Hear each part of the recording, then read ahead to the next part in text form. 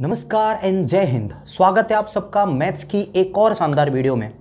आज की इस क्लास में हम एक्सरसाइज 10.3 को करने वाले हैं, जिसमें कि हम मेनली पढ़ेंगे dot product of two vector. मान लीजिए कि कोई एक वेक्टर ए है और एक कोई दूसरा वेक्टर है बी। दरअसल इनमें दो तरीके के मल्टीपल हो सकते हैं, जिनमें से एक को कहते हैं वेक्टर ए डॉट बी और एक को कहते हैं vector A cross vector B. इसको डॉट प्रोडक्ट कहते हैं, इसको क्रॉस प्रोडक्ट कहते हैं। इनके दो नाम और हैं, इसको हम स्केलर प्रोडक्ट कहते हैं और इसको हम क्या कहते हैं, दूसरा नाम क्या है, वेक्टर प्रोडक्ट। तो ये दो इनके नाम हैं। ये वाला हम अगली वाली एक्सरसाइज में पढ़ेंगे 10.4 में।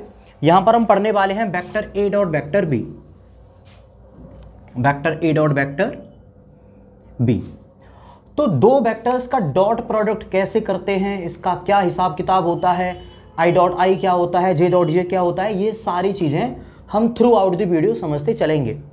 सबसे पहले यहां पर जो मैं आपको बताने वाला हूं वो बात यह है कि ए डॉट बी का रियल लाइफ में मतलब क्या होता है, वो हम समझने की कोशिश करते हैं कि जब हम दो वेक्टर्स का मल्टीपल कर रहे होते हैं तो हमें मिलता क्या है। हो सकता है कि आप मल्टीपल सीख गए हो, आपको स्कूल में सिखा दिया हो या आपको कोचिंग में सिखा दिया हो, लेकिन मैं आपको रियल मीनिंग बताने वाला हूं कि ये होता क्या है। तो चलो काम की बात पे आते हैं। मान लीजिए कि कोई एक वेक्टर ए है, ठीक, ये है हमारा वेक्टर ए, और एक कोई दूसरा वेक्टर है, मान लीजिए वेक्टर बी। हमने मान लिया कि ये क्या है, हमारा वेक्टर ए, और एक कोई दूसरा वेक्टर है, मान लीजिए वेक्टर बी। जब मैं यहां पर vector A dot vector B करूंगा तो मुझे क्या मिलेगा, ये मैं आपको बताने वाला हूं। तो देखो बेटा सुनो, मान लीजिए कि आप यहां से डालते हो परपेंडिकुलर डॉट डॉट डॉट करके इधर नीचे की तरफ, आपने क्या डाला इस पर, परपेंडिकुलर। तो वेक्टर बी का कुछ हिस्सा आपको मिलेगा, और वो हिस्सा कौन सा है, यहां से लेके यहां तक का हिस्सा। ये जो हिस्सा है ये वेक्टर बी का हिस्सा है जो आपको परपेंडिकुलर डालने पर मिला। दरअसल वेक्टर ए की जो परछाई बनेगी ना वेक्टर बी के ऊपर, वो इतनी है, यहां से लेके यहां तक की। इसको हम प्रोजेक्शन कहते हैं, projection of vector A on vector B. ये अभी तीसरे और चौथे क्वेश्चंस में भी हम पढ़ेंगे कि प्रोजेक्शन क्या होता है, तो वहां पर भी आपको ये देखने के लिए मिलेगा। दोबारा से समझिए, वेक्टर बी था यहां से यहां तक का, वेक्टर ए था यहां से यहां तक का। अगर मैंने वेक्टर बी की ए की टिप से परपेंडिकुलर डाला वेक्टर बी पर, तो मुझे कुछ ये वाला हिस्सा जिसको कि मैंने डार्कन कर दिया है वेक्टर बी का, ये मिलेगा। इसको मैं क्या कहता हूं, प्रोजेक्शन। क्लियर। तो एक चीज मुझे क्या मिल चुकी है, projection, projection of vector A on vector B, ये मुझे मिल चुका है। वेक्टर ए की परछाई वेक्टर बी पर इतनी बनेगी, इसको मैं क्या कहता हूं, प्रोजेक्शन। तो मुझे क्या मिल चुका है, projection of vector A on vector B. Vector A की प्रोजेक्शन मिल चुकी है वेक्टर बी पर। तो बेटा ये कुछ लेंथ होगी ना यहां से लेके यहां तक की, 2 यूनिट 3 यूनिट 4 यूनिट, उस लेंथ को ही मैं क्या कहता हूं, प्रोजेक्शन। तो प्रोजेक्शन समझ में आ गया। वेक्टर ए की प्रोजेक्शन वेक्टर बी पर क्या हो गई, यहां से लेके यहां तक की ये लेंथ होगी। क्लियर है। अब एक चीज यहां पर और है, और वो है वेक्टर बी की लेंथ।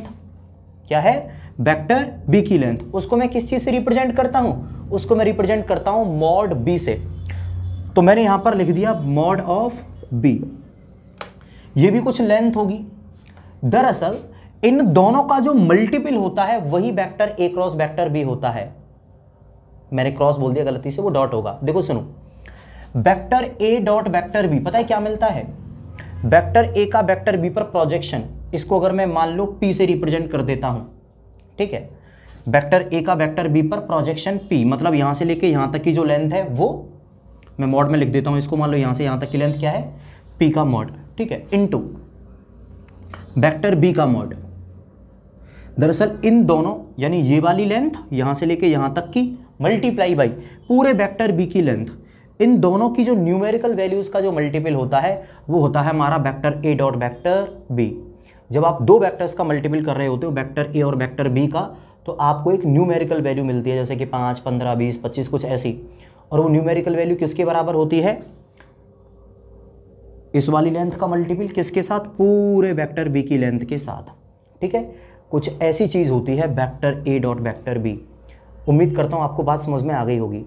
अच्छा, एक सवाल आपके मन में और हो सकता है कि सर अगर मान लीजिए कि वेक्टर ए बहुत बड़ा हुआ और वेक्टर भी छोटा हुआ,